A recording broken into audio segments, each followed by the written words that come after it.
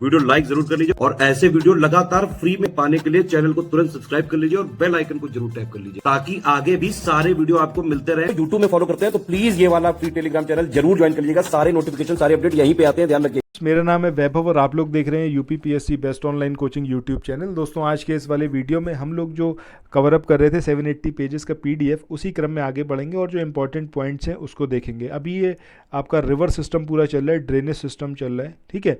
सो उसी क्रम में आज का ये वीडियो रहेगा। आगे बढ़ें इससे पहले इतना सा आप लोगों से बोलूँगा कि अगर आप लोगों ने अभी तक चैनल को सब्सक्राइब नहीं किया है तो चैनल को सब्सक्राइब ज़रूर कर लें और नोटिफिकेशन बेल के आइकन को ज़रूर प्रेस कर लें। सो आइए शुरू करते हैं आज के अपने सेशन को।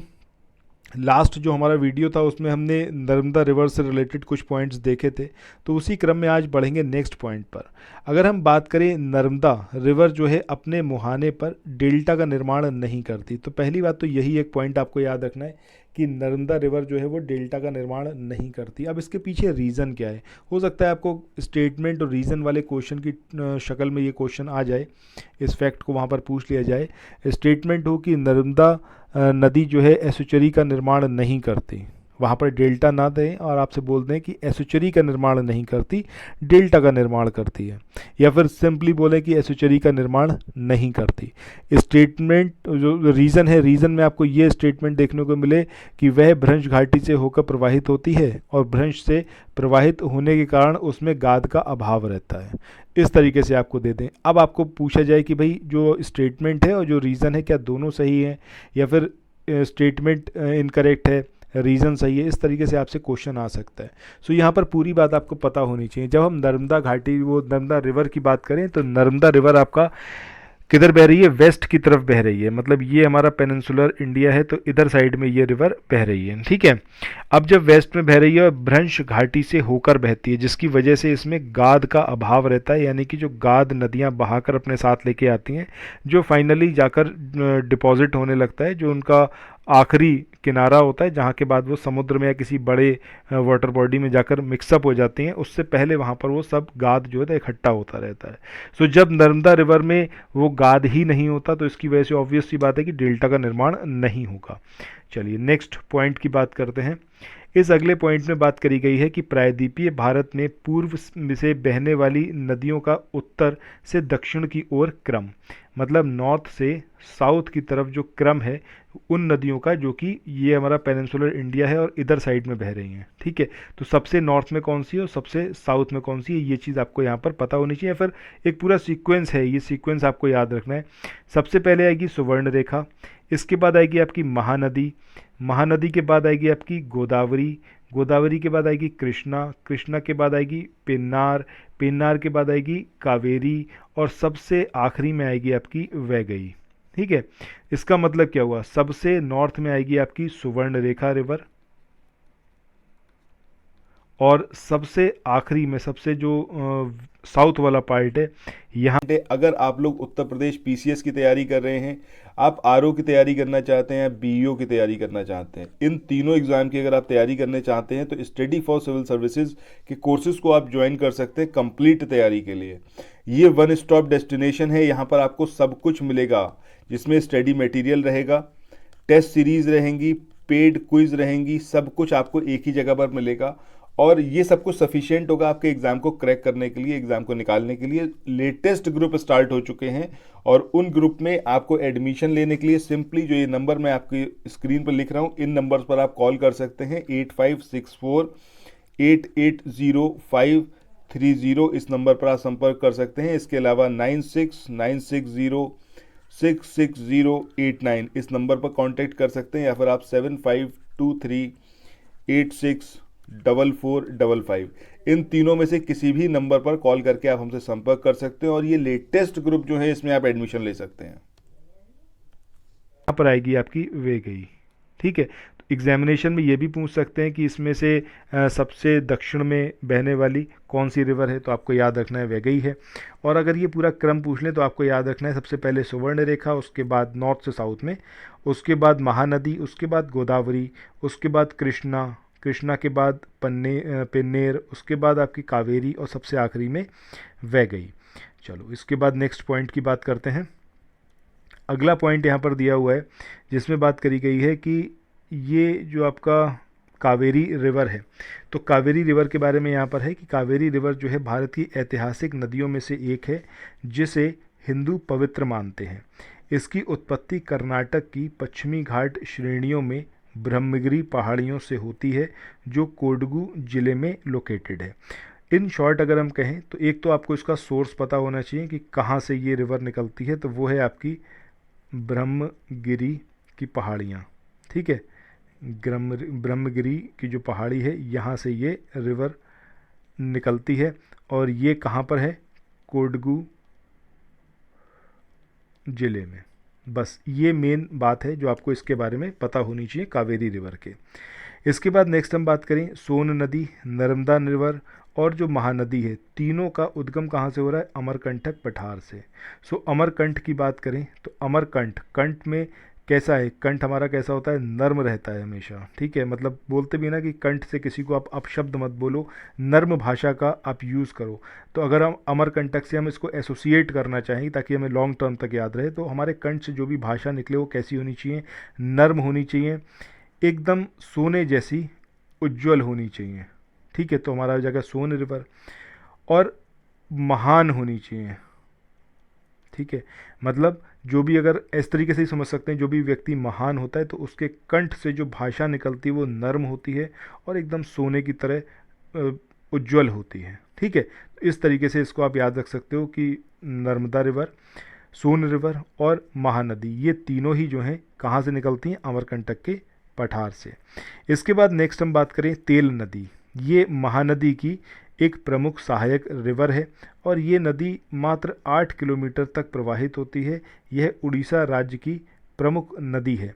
महानदी की अन्य सहायक नदियों की बात करें तो इसमें शिवनाथ है, इसमें जोंक है, इसमें आपका हंसदी है, इब है और मांड है। तो ये इसकी ट्रिब्यूटरियाँ हैं महानदी की। सो महानदी की जो ट्रिब्यूटरी हैं एक बार यहाँ पर अलग से देख लेते हैं। एक हो गई आपकी जोंक, इसके बाद एक हो गई आपकी जोंक के बाद नेक्स्ट हम देखें तो आएगी आपकी शिवनाथ रिवर। शिवनाथ रिवर के बाद आएगी हंसदी रिवर या हंसदी रिवर। इसके बाद आएगी इब, इब के बारे में एग्जामिनेशन में पूछा गया है, और तेल रिवर, ठीक है। अब ये सारी हमें याद कैसे रहेंगी। सो अभी हमने बात जैसे करी थी, महानदी को हमने यहाँ पर महान कह के अनाउंस करा था, खाली यहाँ से ये वर्ड उठा लिया था महान। जो लोग महान होते वो महान ऐसे ही नहीं बन जाते हैं, ज़िंदगी में बहुत मेहनत करते हैं, बहुत तेल निकलता है उनका, तब जाकर वो लोग बन पाते हैं महान। अब तेल निकलने का मतलब क्या है कि जो व्यक्ति बहुत ज़्यादा मेहनत करता है तो स्वेटिंग बहुत होती है, स्वेटिंग बहुत होती है, दैट मीन्स कि बहुत ज़्यादा वो लेबर करते हैं, बहुत कष्ट सहते हैं, बहुत, कहते हैं ना कि अगर एक हिंदी में अपना मुहावरा भी है तेल निकलना, ठीक है। तो इतनी ज़्यादा मेहनत करते हैं, बहुत तेल निकलता है, तब जाकर वो महान बनते हैं। उसके बाद उनकी लाइफ में सिर्फ हंसी खुशी रहती है। तो हंसदी को आप यहाँ से एसोसिएट कर सकते हैं, और महान से ही आप कह सकते हैं कि भाई वो शिव की तरह महान होने की कोशिश करते हैं, या फिर भगवान शिव जो है वो महान है। तो यहाँ से शिवनाथ रिवर, शिव आ गया तो शिव है महान, ऐसे एसोसिएट कर सकते हैं। हंसदी रिवर की बात करें या फिर तेल रिवर की बात करें तो तेल और हंसदी तो मुझे लगता है आपको याद रहेगा ही। इसके अलावा अगर हम जोंक रिवर की बात करें तो जोंक, कोई भी अगर व्यक्ति महान हो जाता है, बहुत उसके पास मतलब वेल्थ भी बहुत ज़्यादा इनकेस हो जाती है, तो सारे लोग उससे जोंक की तरह चिपकने की कोशिश करेंगे, उसके आसपास रहने की कोशिश करेंगे। इस तरीके से आप यहाँ पर याद रख सकते हो। वैसे अगर ऐसे ही आप याद रख सकते हो तो रख सकते हो, अदरवाइज़ ये एक छोटी सी ट्रिक है जिसके माध्यम से भी आप चीज़ों को ईज़िली याद रख सकते हैं। इसके बाद नेक्स्ट हम बात करते हैं कि साबरमती और ताप्ती नदी, इनके घाटों पर जल की कमी बनी रहती है। केरल में पूर्व की ओर प्रवाहित होने वाली नदियाँ ये पाम्बार है, भवानी है और काबिनी है। तो ये पूर्व की ओर प्रवाहित होती है, मतलब ये अगर हम देखें तो ये हमारा इधर केरला है, और इधर जो पूर्व की ओर 3 रिवर बह रही हैं, इसमें एक कौन सी है आपकी, एक है आपकी पाम्बार, एक है भवानी और एक है आपकी काबिनी। मध्य प्रदेश में नर्मदा, ताप्ती और माही ये पूर्व से पश्चिम की ओर बह रही हैं, यानी कि इस डायरेक्शन में, ठीक है, इधर साइड में। तो ये कौन कौन सी हैं आपकी, नर्मदा है, ताप्ती है और माही है। और फाइनली किस में जाकर ये ड्रेन आउट हो रही हैं, जो इधर अरब सागर है हमारा, उसमें जाकर ये ड्रेन आउट हो रही हैं।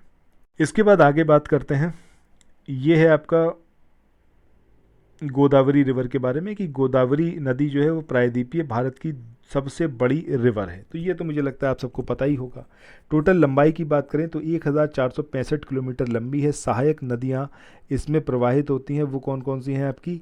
एक है प्राणहिता, एक है आपकी वर्षा, वाणगंगा पूछी गई है, प्राणहिता भी पूछी गई है, मानेर है, इंद्रावती है, सबरी है, मंजीरा है, पूर्णा है, प्रवरा है, मूला है, दूधना है। ये सारी वो रिवर्स हैं जो कि गोदावरी की कैसी हैं? ट्रिब्यूटरीज हैं, उसकी सहायक रिवर हैं। पेन्नार 597 किलोमीटर और वंशधारा 254 किलोमीटर नदियां भी प्रायद्वीपीय भारत की नदियां हैं। सो यहाँ पर अगर हम देखें तो जो गोदावरी रिवर है, अच्छा अगर आप कमेंट सेक्शन में बताएंगे तो इसकी ट्रिक मैं आपको बताऊंगा कि किस तरीके से आप इसकी जो सहायक रिवर हैं इनको आप याद रख सकते हैं, सहायक नदियां हैं। अगर आप लोगों का कमेंट सेक्शन में ऐसा कुछ भी मैसेज आता है कि आप लोग कहते हैं कि हाँ इसका कोई ट्रिक बना के आप बता दीजिए ताकि आपको लॉन्ग टर्म तक याद रहे और एग्जामिनेशन के पॉइंट ऑफ व्यू से आप भूलें ना इसको। सो कमेंट सेक्शन में आप लोग बताइएगा तो इसके बारे में एक ट्रिक छोटी सी बनाकर मैं आपको बताऊँगा। इसके बाद प्रायद्वीपीय भारत की अन्य नदियों की बात करें, सुवर्ण रेखा नदी, इसको अभी हमने ऊपर पढ़ा भी था। अब ये जो सुवर्ण रेखा नदी है ये इस नदी की उत्पत्ति कहाँ से हो रही है? रांची के पठार से होती है और ये नदी उड़ीसा और वेस्ट बंगाल के बीच में सीमा बनाती है। ये इंपॉर्टेंट पॉइंट है कि उड़ीसा और वेस्ट बंगाल के बीच में कौन सी जो नदी है वो सीमा बनाती है, वो है आपकी सुवर्ण रेखा नदी और ये बंगाल की खाड़ी में जाकर गिरती है। ब्रह्माणी रिवर की बात करें तो ये राउरकेला उड़ीसा के नज़दीक कोयल और जो एक शंख नदी है इनके मुहाने से अस्तित्व में आई है और ये व्हीलर द्वीप उड़ीसा के पास वेस्ट बंगाल या फिर हम कहें तो फाइनली बंगाल की खाड़ी में जाकर ये गिरती है। पंबा रिवर की बात करें, अन्नामलाई पहाड़ी से निकलती है और केरल में बहती हुई ये नदी जो है वेम्बनाड झील में गिरती है। इसके बाद आगे हम बात करते हैं लूनी रिवर की। तो ये आपकी अजमेर राजस्थान के दक्षिण पश्चिम में नाग पहाड़ी से निकलती है और कच्छ के रण में जाकर ये विलीन हो जाती है। शरावती रिवर की बात करें तो कर्नाटक के शिमोगा जिले से निकलती है और प्रसिद्ध जोग जो गरसोपा जलप्रपात या फिर झरना है इसी नदी पर लोकेटेड है। भरतपुजा रिवर की बात करें तो केरल की सबसे बड़ी नदी है और इसे पुन्नी के नाम से भी जाना जाता है और ये अन्नामलाई की पहाड़ियों से निकलती है तथा पुन्ननी नामक स्थान के पास जो है ये अरब सागर में गिरती है। सबसे बड़े जल क्षेत्र संचित नदी बेसिन की बात करें तो सबसे बड़ा किसका है? गंगा का, उसके बाद सिंधु, फिर गोदावरी, फिर कृष्णा। इसके बाद नेक्स्ट हम बात करें कि सबसे बड़ी जो नदियां हैं इनका क्रम लंबाई के सेंस में अगर हम बात करें तो सबसे पहले गंगा आएगी, फिर आएगी गोदावरी, फिर सतलज, फिर कृष्णा, फिर यमुना और उसके बाद नर्मदा। दामोदर नदी का उद्गम छोटा नागपुर पठार से होता है और ये नदी भ्रंश घाटी से होकर बहती है। इसकी सहायक नदियां बराकर हैं, जमुनिया है और कोनार है। दामोदर नदी रूपनारायण नदी के जल को संग्रह करती हुई कोलकाता के 48 किलोमीटर दक्षिण से हुगली में मिल जाती है और इसकी कुल लंबाई की बात करें तो 541 किलोमीटर है और एडन नहर वर्ष 1938 में दामोदर नदी से निकाली गई थी। कौन सी रिवर? Aiden river. ठीक है, तो इस वाले पॉइंट को ज़रूर याद रखिएगा, इंपॉर्टेंट है। गिरिडीह और दुर्गापुर के बीच 300 किलोमीटर लंबे मार्ग में यह जैविक मरुस्थल बन चुकी है। सो इसके साथ ही आज के इस वाले सेशन को यहाँ पर एंड करते हैं। ये सेशन आपको कैसा लगा कमेंट सेक्शन में बताइएगा। कोई भी सजेशन फीडबैक हो सो उसका वेलकम है, ज़रूर आप कमेंट सेक्शन में बताएं। Thank you so much.